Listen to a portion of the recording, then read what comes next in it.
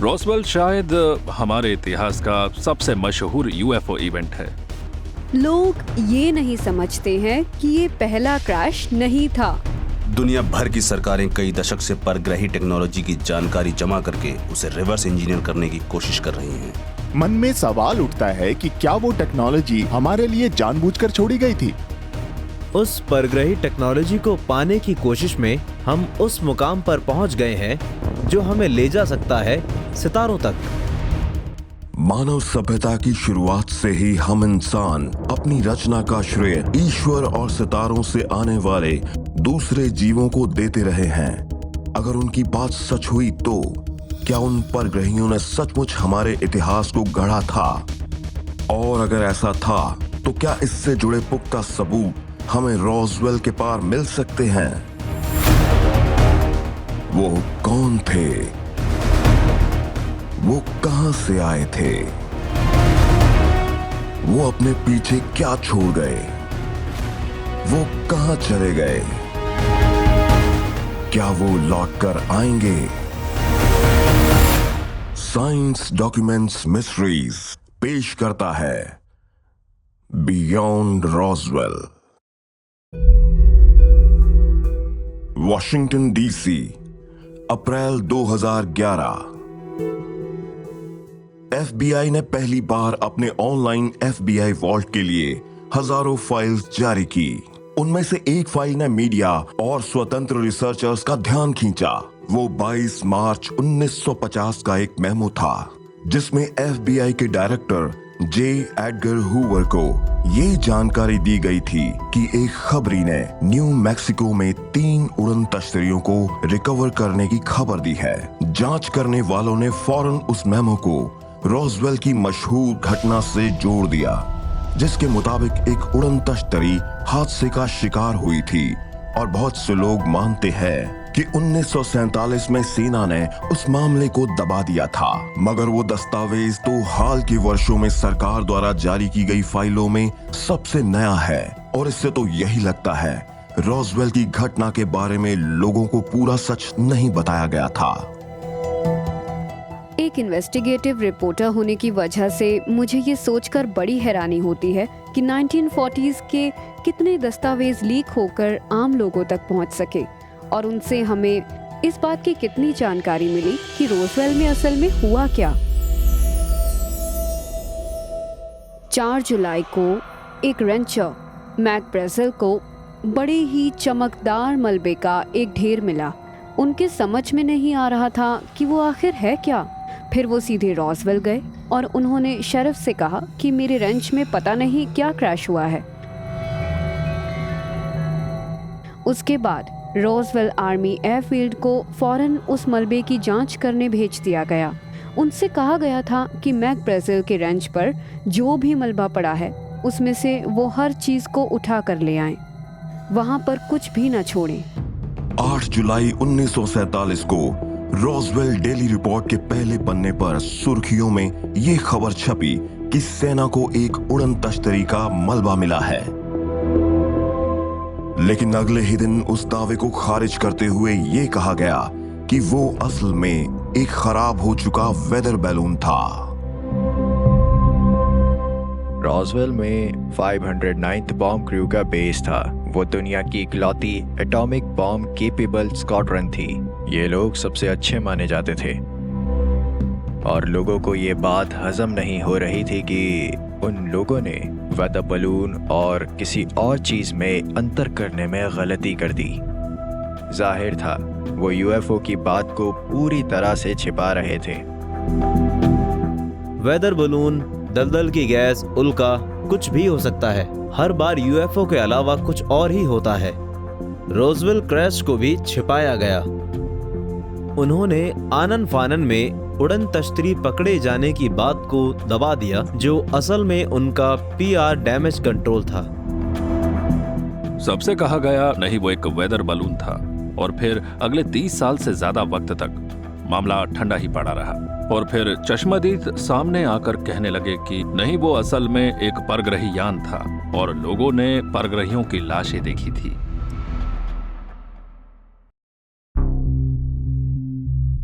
अप्रैल 2014 में ancient astronaut theorist Giorgio Tsoukalos Roswell New Mexico के Walker air force base में शहर के मेयर डेल जर्नी से मिले और उस हैंगर को देखा जहां लोगों के मुताबिक रॉसवेल के मलबे और परग्रहियों की लाशों को पहली बार लाया गया था।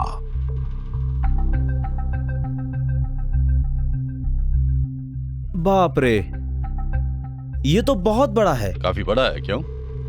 मेरे तो रोंगटे खड़े हो रहे हैं। हम इतिहास के बीच चल रहे हैं। ये बात हैरानी की है ना? क्या आपको वो जगह मालूम है उन्हें पहली बार कहाँ रखा गया था? जो जानकारी मेरे पास है उसके मुताबिक उन चीजों को यहाँ इस कोने में रखा गया होगा, उन्हें वहां रखा गया होगा और लाशों की जांच की गई होगी। तो उन्हें यहाँ रखा गया था? हाँ, यहीं पर। इस तरफ आइए। उन्होंने मलबे को हैंगर एरिया में रखा था और लाशों को कमरे के अंदर रखा गया था। मेरी समझ में नहीं आ रहा कि मैं क्या कहूँ, क्योंकि अगर वो सब यहाँ रखा हुआ था तो आप शायद उसी जगह पर खड़े हैं जहां कभी परग्रही जीव रखे गए होंगे। और वो मलबा कहाँ गया? उसे कहाँ ले गए? वो सब सरकार के पास है। मुझे तो लगता है कि वो लाशों को राइट पैटरसन एयरफोर्स बेस में ले गए होंगे और शायद मलबे को भी किसी और मिलिट्री इंस्टॉलेशन में प्रिजर्व करके रखा गया होगा। रॉसवेल रिसर्चर्स मानते हैं कि सरकार द्वारा जारी किए गए गोपनीयता के बॉन्ड की वजह से उस हादसे और उस उड़न तश्तरी को वहां से हटाए जाने की बात को चश्मदीद गवाह खुलकर नहीं कह सके, मगर उनमें से बहुत से लोग बाद में सामने आए, जिनमें से सेना के वो ऑफिसर भी थे जो रॉसवेल क्रैश साइट पर सबसे पहले पहुंचे थे। मेजर जेसी मार्शल, उनके पोते ने बताया कि मार्शल ने घर के लोगों को उनके अनुभव के बारे में बहुत कुछ बताया था। मेरे दादाजी मेजर जेसी मार्शल 509th बॉम्बिंग ग्रुप के हेड ऑफ इंटेलिजेंस थे। जब मैं छोटा था तब रात को खाना खाते समय वो रॉसवेल की बातें बताते थे और उन्हीं की बातों से मुझे पता लगा कि मेरे दादाजी उस मामले के लीड इन्वेस्टिगेटर थे जो बाद में रॉसवेल इंसिडेंट के नाम से मशहूर हुआ।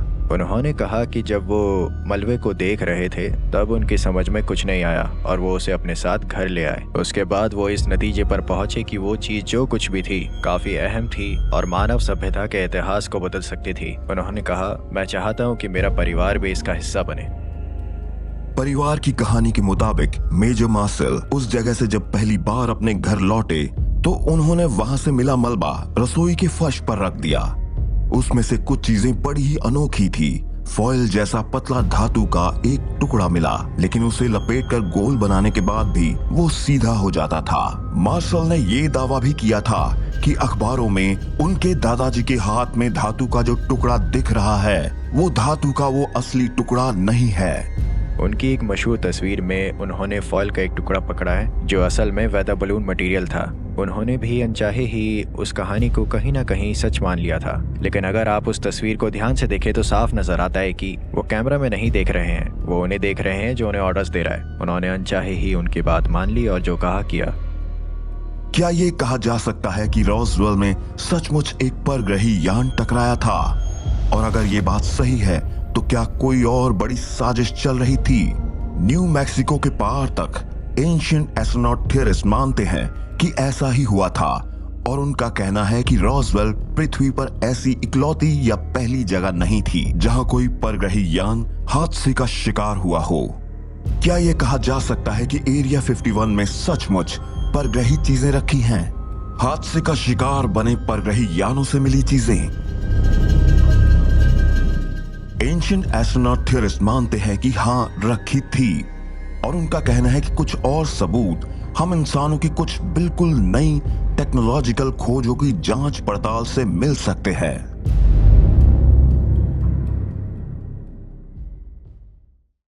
केप जिराडो, मिजोरी, 12 अप्रैल 1941 रात के 9:30 बजे।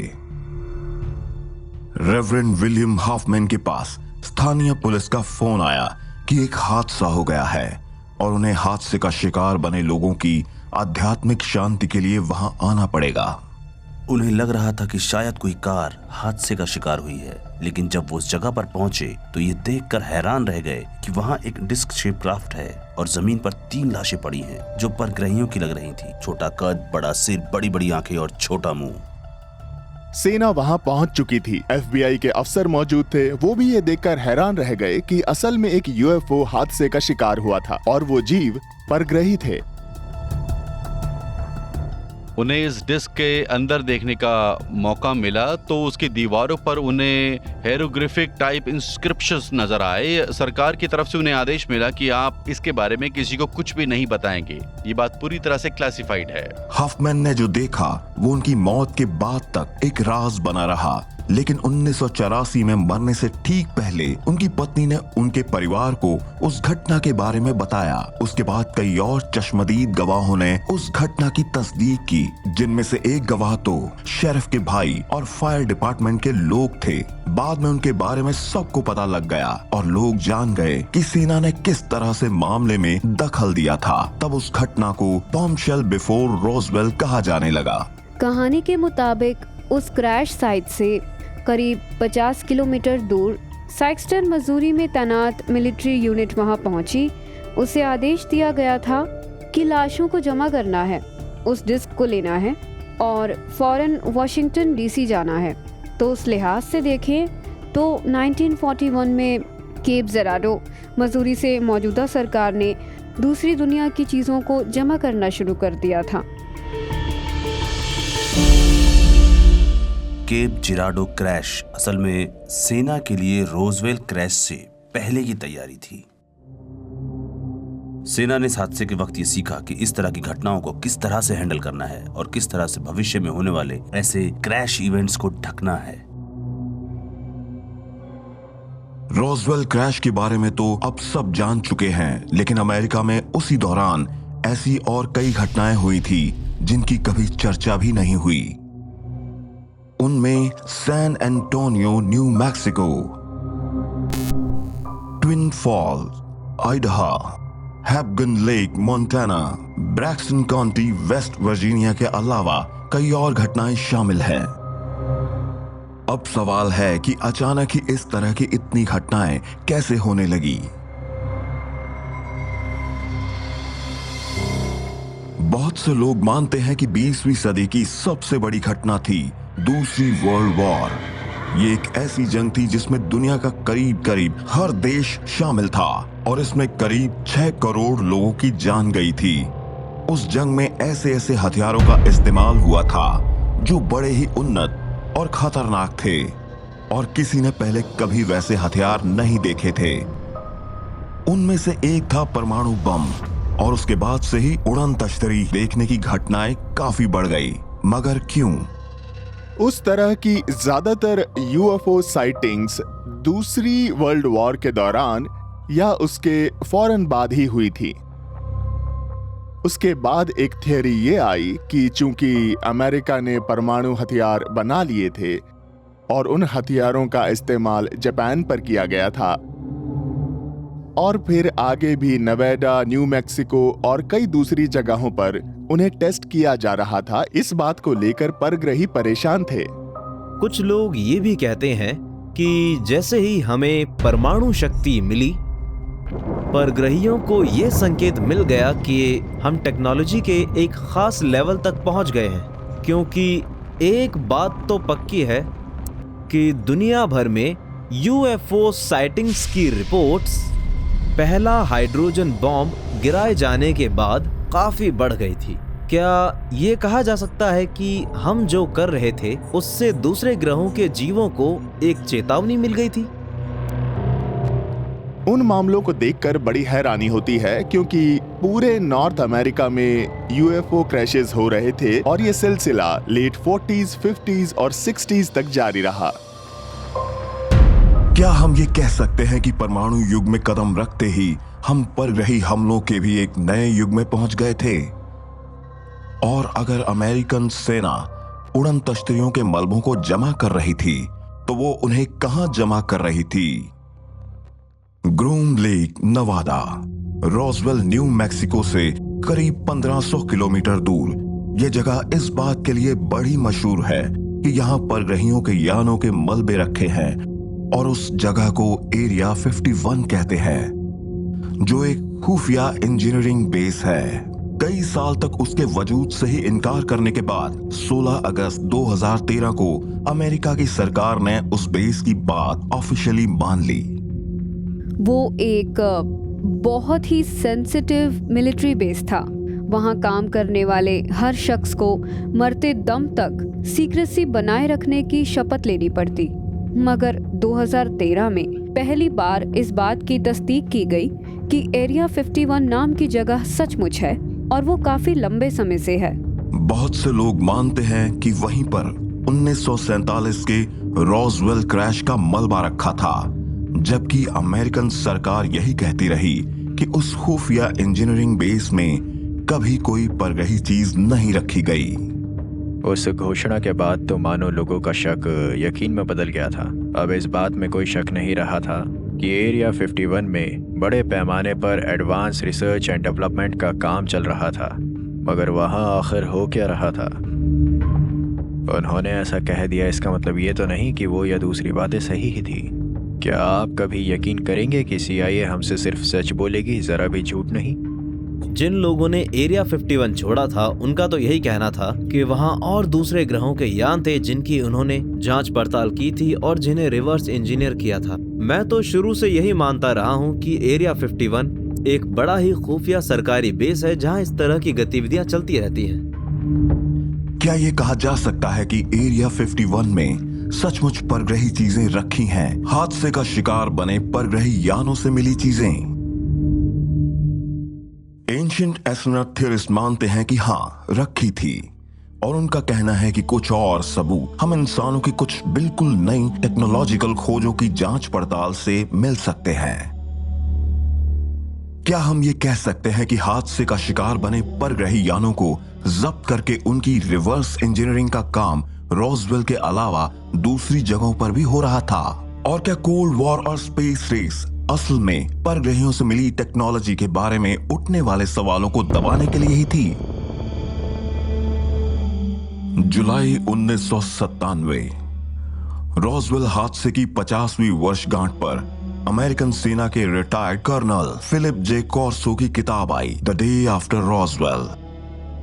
उसमें उन्होंने न सिर्फ इस बात की पुष्टि की थी कि रॉसवेल में वाकई एक परग्रही यान हादसे का शिकार हुआ था, बल्कि ये भी लिखा था कि अमेरिकन सेना ने उसके मलबे को अपने पास जमा करके रखा था।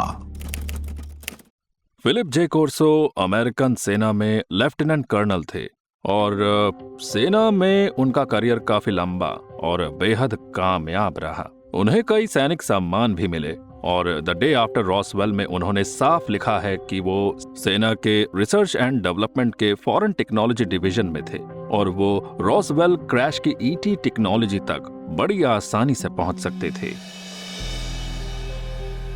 कर्नल कॉर्सो के मुताबिक सेना के वैज्ञानिक और इंजीनियर ने कई साल तक रॉसवेल से मिले मलबे को समझने की कोशिश की, मगर वो इसमें नाकाम रहे। कर्नल फिलिप कॉर्सो का कहना था कि सेना की फॉरेन टेक्नोलॉजी डेस्क पर काम करते वक्त उनकी ये जिम्मेदारी थी कि रॉसवेल के क्रैश से मिले परग्रही टेक्नोलॉजी के स्रोत को बताए बिना, यानी किसी को भी ये कहे बिना कि वो एक परग्रही टेक्नोलॉजी है, उसे अमेरिका के कुछ बड़े कॉरपोरेशंस के वैज्ञानिकों तक पहुंचाना। अपनी किताब में कर्नल कॉर्सो ने लिखा है कि उन्होंने वो परग्रही मटेरियल्स और जानकारी अमेरिका के कुछ हाईटेक कंपनीज को दी थी और उनसे कहा था कि ये हाल में ही आई एक विदेशी टेक्नोलॉजी है। कॉर्सो ने अपनी किताब में लिखा है कि उन्होंने कॉरपोरेशंस की पहचान कर ली थी जिन्होंने कुछ मामलों में नई खोजें की थी और इस तरह से वो उन्हें एक तरह की स्ट्रेटेजिक इंस्पिरेशन दे रहे थे ताकि वो सही दिशा में काम करके उन एडवांस टेक्नोलॉजीज को डेवलप कर सकें। रॉसवेल क्रैश के ठीक बाद ही IBM जैसी कंपनीज अचानक ही बड़ी तेजी से बढ़ी और IBM के बढ़ने की सबसे बड़ी वजह ये थी कि वो सही वक्त पर उनमें से कुछ चीजों को रिवर्स इंजीनियर करने के लिए तैयार हो गई थी। कर्नल कॉर्सो ने बताया कि ये एक परग्रही पायलट की आंख के लेंस के आधार पर नाइट विजन बनाया गया। परग्रहियों के स्पेस सूट के आधार पर केवलार बना और उनके अंतरिक्ष यान के कंट्रोल पैनल के आधार पर इंटीग्रेटेड सर्किट बनाए गए।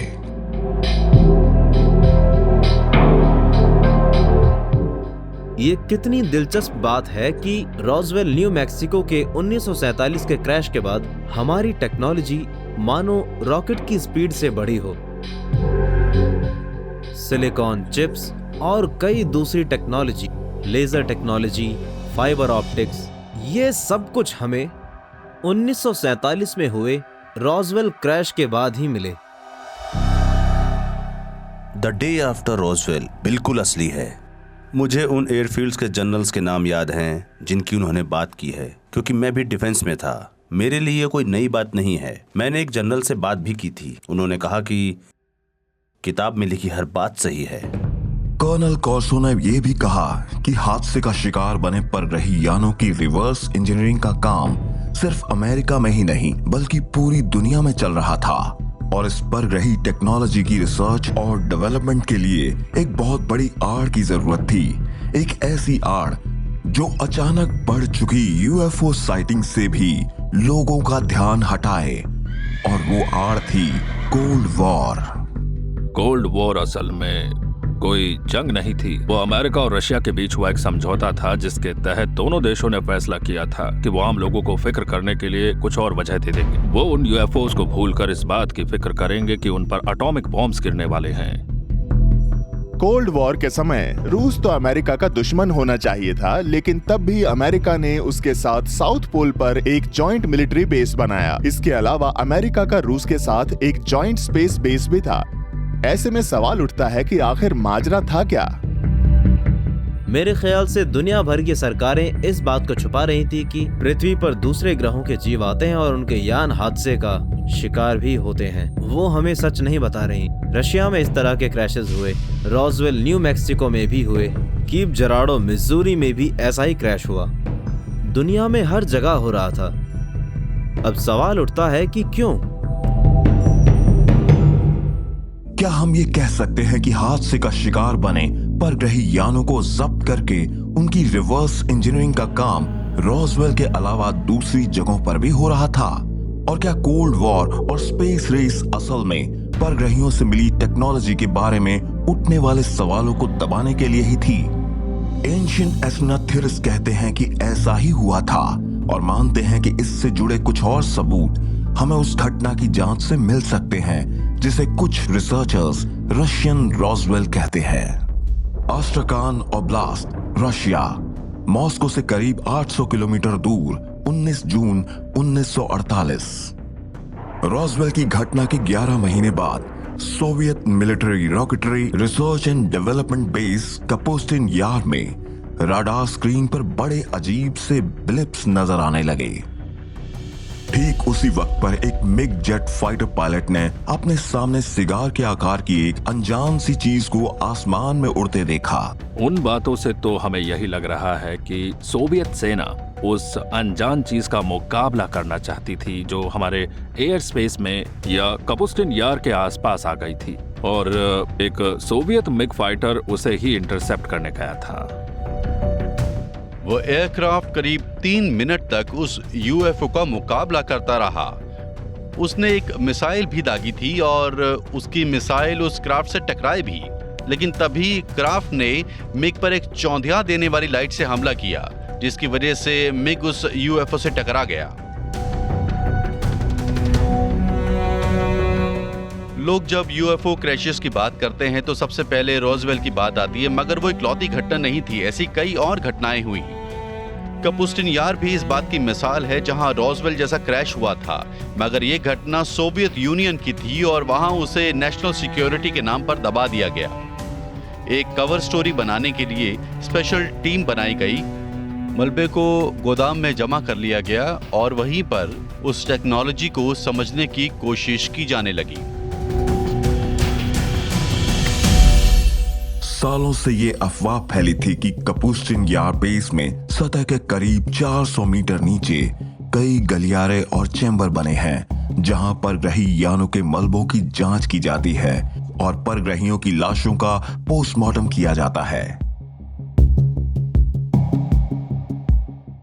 वो भी असल में सोवियत यूनियन का एरिया 51 है। वो बड़ी दूर दराज की जगह पर है। वहीं पर सोवियट्स ने अपने सभी मेजर रॉकेट टेस्टिंग की और दूसरी वर्ल्ड वॉर की नाजी टेक्नोलॉजी की एडवांस्ड बैक इंजीनियरिंग भी। ये बड़ी ही सोफिस्टिकेटेड जगह है।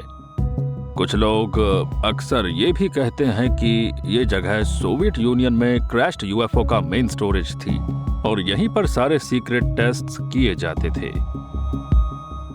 कमाल की बात तो ये थी कि इस खुफिया ठिकाने में सोवियत ने वो परमाणु हथियार और डिलीवरी सिस्टम्स सिर्फ 1.5 साल में बना लिए थे, जिन्हें वो 5 साल में बनाने की उम्मीद कर रहे थे। 1959 में अमेरिका की सेंट्रल इंटेलिजेंस एजेंसी ने इस खुफिया ठिकाने की निगरानी शुरू कर दी और एक U-2 रिकॉनेसेंस मिशन से इस जगह की आसमान से तस्वीरें ली।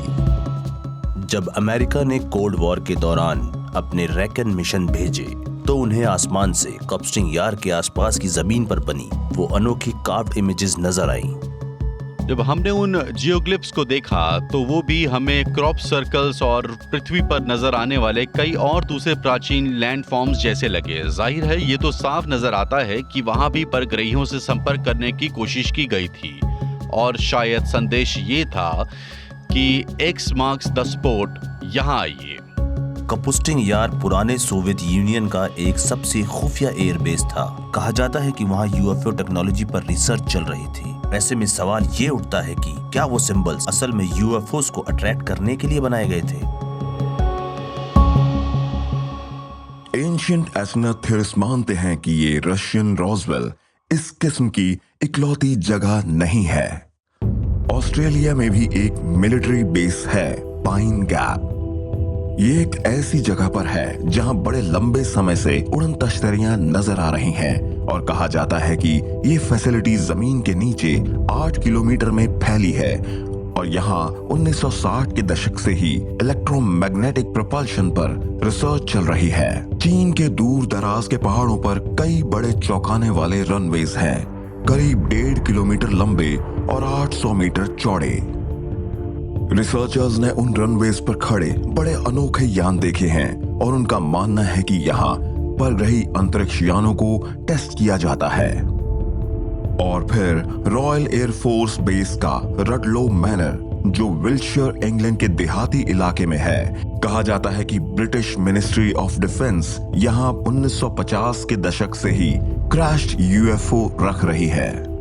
दुनिया भर में इतनी सारी जगहों को देखने के बाद यही लगता है कि सरकारें कई दशक से परग्रही टेक्नोलॉजी को जमा करके उसे रिवर्स इंजीनियरिंग करने की कोशिश कर रही हैं। क्या हम ये कह सकते हैं कि सिर्फ एरिया 51 में ही नहीं बल्कि दुनिया के कई और खुफिया सैनिक ठिकानों पर भी परग्रही चीजों को जमा करके रखा गया है?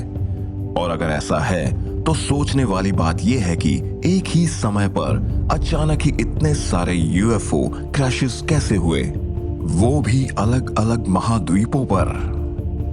कहीं ऐसा तो नहीं है कि परग्रहियों को ये लग रहा था कि अगर दुनिया भर में हम इंसानों के बीच संघर्ष हुआ तो हम ज्यादा बेहतर एरोस्पेस और दूसरी टेक्नोलॉजी डेवलप कर पाएंगे? क्योंकि जिस तरह से दुनिया भर में यूएफओ क्रैशेस हो रहे हैं, उनसे तो यही लगता है कि शायद परग्रही हमें और आगे बढ़ने के लिए उकसा रहे हैं। मुझे तो ऐसा लगता है कि हम जो कुछ देख रहे हैं उनमें से 40s और 50s के कई क्रैशेस तो शायद इसलिए ही करवाए गए थे कि इंसानों को कुछ खास टेक्नोलॉजीज मिल जाएं और फिर हम इंसान खुद भी नई नई तरह की टेक्नोलॉजीज डेवलप करने लग जाएं। मेरा एक दोस्त यूएफओ प्रोपल्शन को बैक इंजीनियर करने की रिसर्च से जुड़ा हुआ था। उसने बताया कि उन परग्रही यानों से उन्हें जो जानकारी मिल रही थी वो इतनी उन्नत थी कि वो उसे कॉपी नहीं कर सकते थे। वो जिन मटेरियल्स का इस्तेमाल कर रहे थे वो पृथ्वी पर क्या हमारे सौर मंडल में भी कहीं नहीं मिलते। सोवियत यूनियन के टूटने और कोल्ड वॉर के खत्म होने के बाद 1990 के दशक की शुरुआत में बहुत से लोग ये मानते थे कि परग्रही टेक्नोलॉजी के चुपचाप डेवलपमेंट की बात अब राज नहीं रहने वाली, मगर अफसोस ऐसा हुआ नहीं। कोल्ड वॉर खत्म होते ही सच बोलने पर लगी पाबंदी भी खत्म हो गई। लोगों को पता लगने लगा कि असल में मामला क्या था और लोगों को उन हालातों के बारे में, उन सभी मामलों के बारे में बताना जरूरी था। आखिर उन टैक्स पेयर्स के पैसों से ही तो ये सारे काम किए जा रहे थे। तो क्या ये बात सही है कि कोल्ड वॉर असल में एक ऐसी आड़ थी जिसकी ओट में सरकारें परग्रही टेक्नोलॉजी को साधने की कोशिश कर रही थी? और अगर ऐसा था तो क्या उसके बाद दुनिया को पता लगने वाला था कि नई वैज्ञानिक खोजों की अगली पीढ़ी क्या है? क्या यह कहा जा सकता है कि अब हमारे आज के वैज्ञानिकों को दुनिया भर में बिखरा पड़ा उन्नत टेक्नोलॉजिकल मलबा समझ में आने लगा है? क्या अब हम टेक्नोलॉजिकली उस लेवल पर पहुंच चुके हैं कि परग्रही टेक्नोलॉजी को पूरी तरह से समझ सकें और एक बार फिर से दूसरे ग्रहों के जीवों का सामना कर सकें?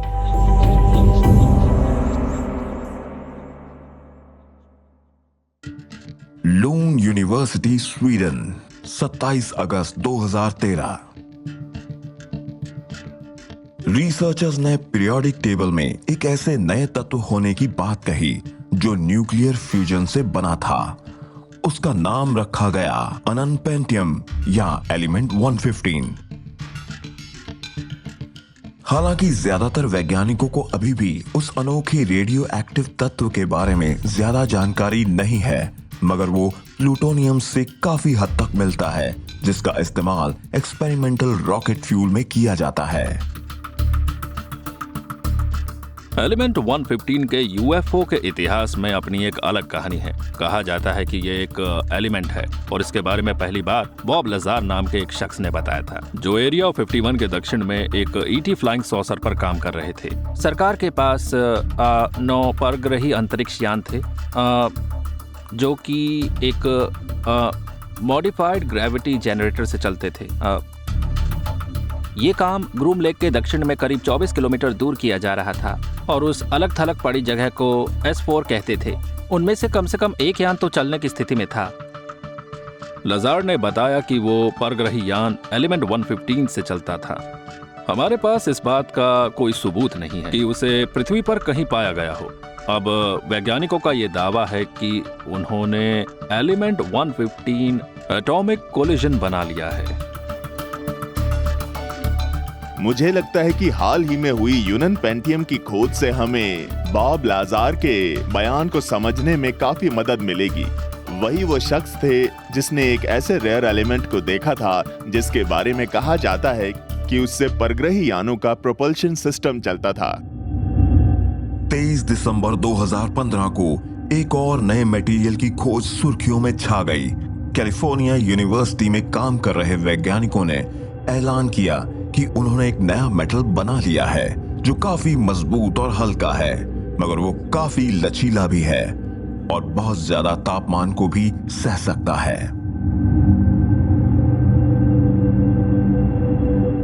उस मटेरियल की सबसे बड़ी खूबी यही है कि उसका लचीलापन कम नहीं होता और उसे प्लास्टिक लाइक प्रॉपर्टीज कहते हैं। बहुत से मेटल्स को ज्यादा मजबूत बनाने पर वो कमजोर हो जाते हैं और उस मटेरियल का इस्तेमाल कार या एयरप्लेन से लेकर स्पेसशिप बनाने तक में होता है। हालांकि ये जादुई मेटल आज तक बने किसी भी अलॉय से बिल्कुल अलग था, मगर कुछ लोग ये मानते हैं कि इसका प्योरा बड़ा जाना पहचाना सा है और शायद ये उसी अनोखे मटेरियल जैसा है जो रॉसवेल क्रैश के बाद मेजर जेसी मार्शल को मिला था। रॉसवेल से मिली ज्यादातर चीजें काफी हल्की थी। वहां से फॉइल जैसा बहुत पतला मटेरियल मिला था जो बहुत मजबूत था, मगर उसका वजन बहुत कम था। जिन लोगों ने ये चीज देखी उनका कहना है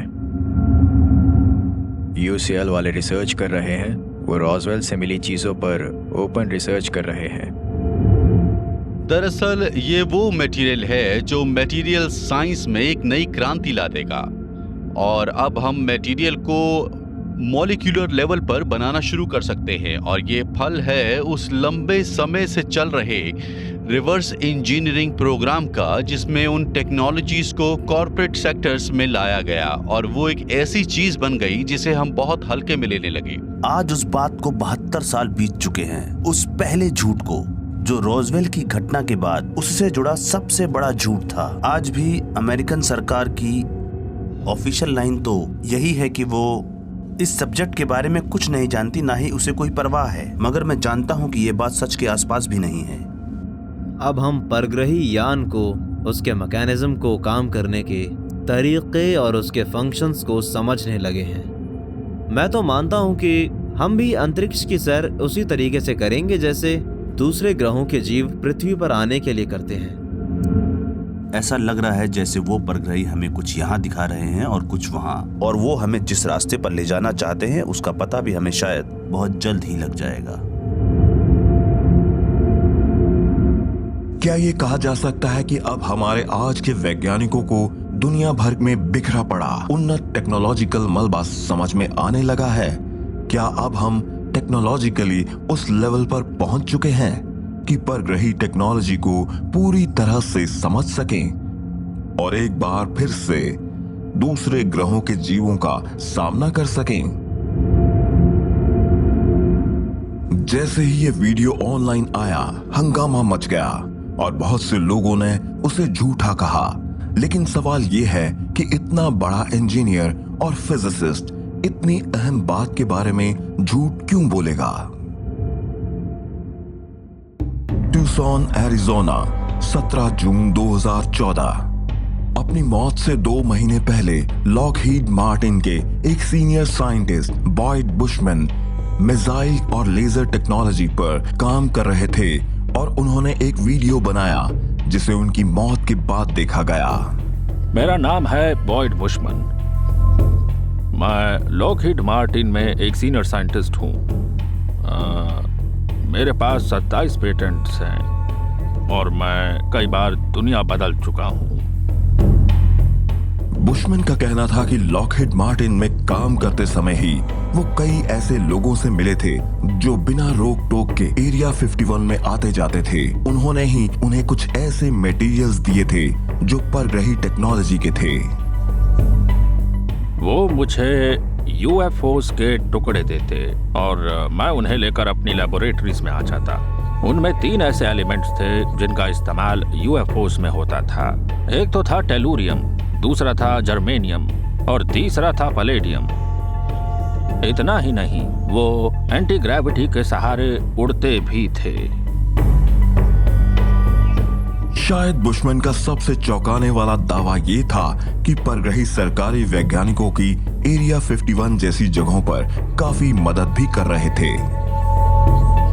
वो करीब 4.5 या फिर 5 फुट तक लंबे थे।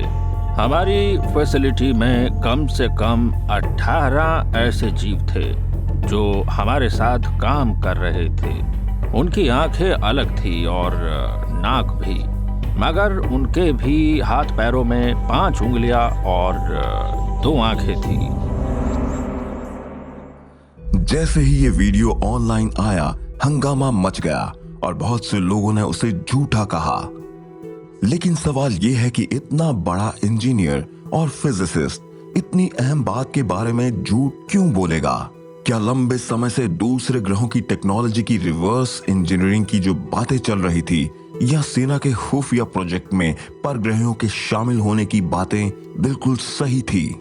उस वक्त परग्रही यानों और जीवों को कब्जे में लिए जाने के बारे में डिजिटल वर्ल्ड में बहुत सी ऐसी बातें थी जिनके सामने सरकार ने एक पर्दा लगा दिया था ताकि किसी को उनके बारे में पता ना चल सके। मगर सच तो यही है कि 21st सेंचुरी बनी ही है परग्रही टेक्नोलॉजी पर।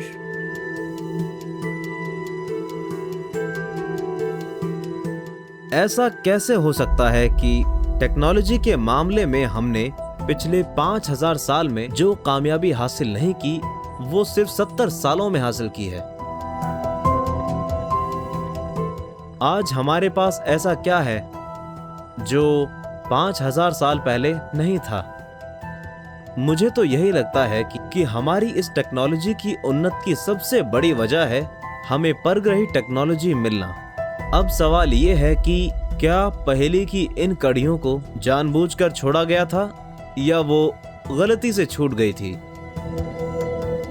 अगर अमेरिकन सेना या दुनिया की दूसरी सेनाओं को पृथ्वी पर क्रैश हुए परग्रही यानों से वाकई नई टेक्नोलॉजी मिली थी, तो ये भी तो हो सकता है कि परग्रही खुद ही चाहते हों कि हमें वो टेक्नोलॉजी मिले और उन्होंने हमें जानबूझकर वो टेक्नोलॉजी दी थी। इस बात में कोई शक नहीं है कि हमने हाल के दिनों में टेक्नोलॉजी के लिहाज से काफ़ी तरक्की की है। कहा जाता है कि ये उस प्रोग्राम का हिस्सा है जो हमें टेक्नोलॉजिकली उन्नत बनाने के लिए है। परग्रही टेक्नोलॉजी की रिवर्स इंजीनियरिंग के बारे में एक सबसे अनोखी बात यह है कि हमें उसे समझने और उसका इस्तेमाल करने में ही काफी वक्त लग गया। अब हम शायद टेक्नोलॉजी के लिहाज से उस मुकाम तक पहुंच गए हैं जहां हम उन उन्नत परग्रहियों की बराबरी कर सकें। इन सभी बातों से सवाल ये उठता है कि पृथ्वी पर वो आखिर करना क्या चाहते हैं, और क्या वो हमारी भलाई में दिलचस्पी ले रहे हैं या फिर उनकी दिलचस्पी अपनी भलाई में ज्यादा है। हो सकता है कि रोजवेल की दुनिया के दूसरे इलाकों में परग्रही यानों के वो हादसे शायद इंसानों को टेक्नोलॉजिकली उन्नत बनाने के लिए करवाए गए थे, या दुनिया भर की सरकारें खुफिया तौर पर उन परग्रही यानों के मलबों की रिवर्स इंजीनियरिंग कर रही थी। अब शायद मानव सभ्यता के लिए वो वक्त आ गया है जब हम भी अंतरिक्ष की सैर करने वाली सभ्यता बन सके, क्योंकि शायद हमारे परग्रही पूर्वजों का असली मकसद भी यही था।